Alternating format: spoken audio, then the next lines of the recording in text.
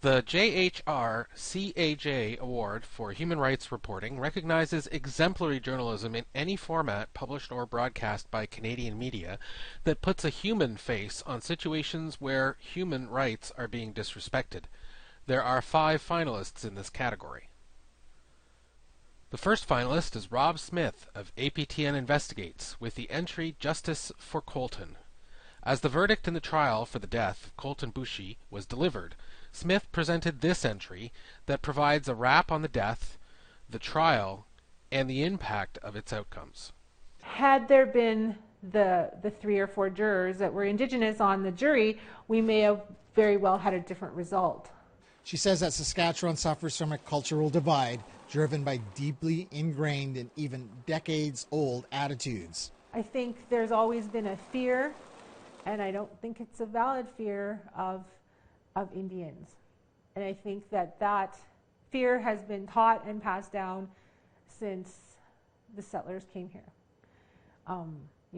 There's stories of the thieving Indian, or the drunken Indian, the wild savage Indian that people have to fear. The next finalist is CBC News Edmonton's Jenny Russell for her entry titled Unassisted Death. Doreen Nowicki had a plan for how she wanted to die after a tentative diagnosis of primary lateral sclerosis was broken to her and her family in 2015.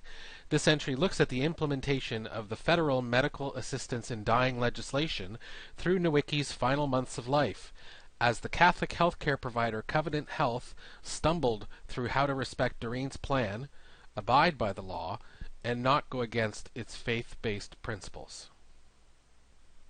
The third finalist is Beyond 94, from a team of journalists working for CBC News Indigenous and CBC News Saskatchewan.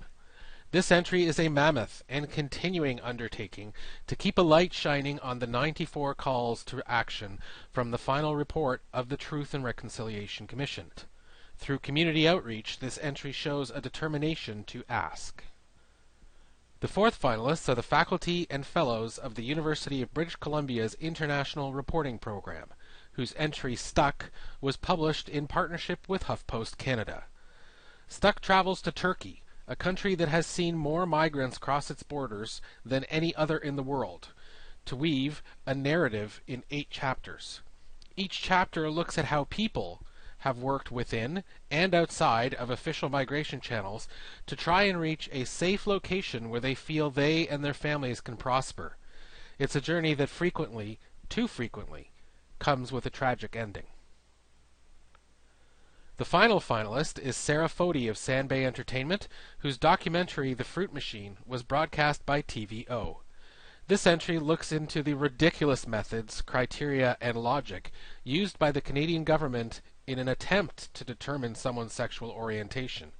Its failure and repercussions damage too many lives.